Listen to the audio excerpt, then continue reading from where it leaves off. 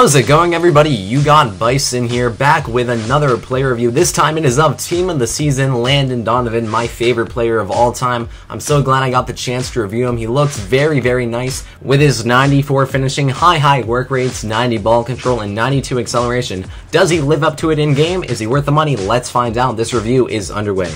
So with Team of the Season, Landon Donovan, I noticed right away that he was a vast upgrade over the other versions of the card. That's obvious, right? But there's some big strengths I noticed with this card and some weaknesses that could ruin the card if you don't use him correctly. I used him in a 2-striker formation.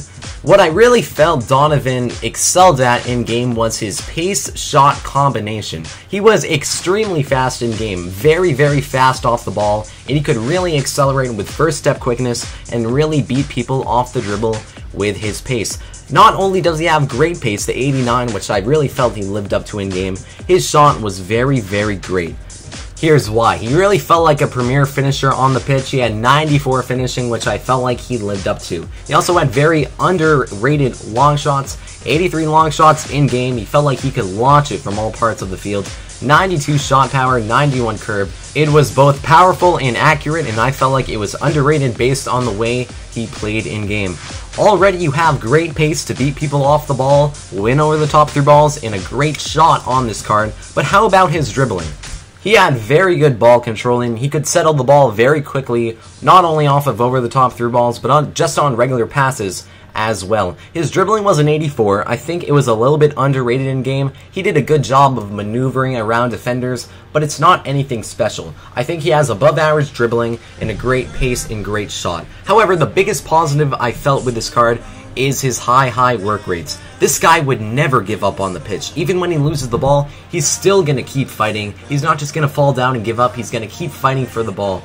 You will see a few clips in this video where he was knocked off the ball because of his strength, which I'll talk about in a little bit. However, he stayed on the ball and managed to put the ball back in.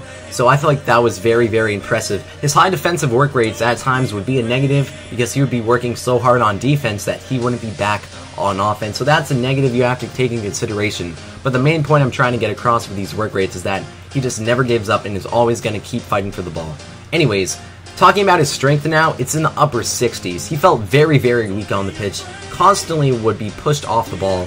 Right here is a good example. He has great pace and good ball control to get away. However, if he settles the ball and there's a tight defender closing in on him, chances are that he will be pushed off. You see right here, he settles the ball pretty well, but he gets pushed off the ball very easily by Kyle Walker. I personally use this card as a striker.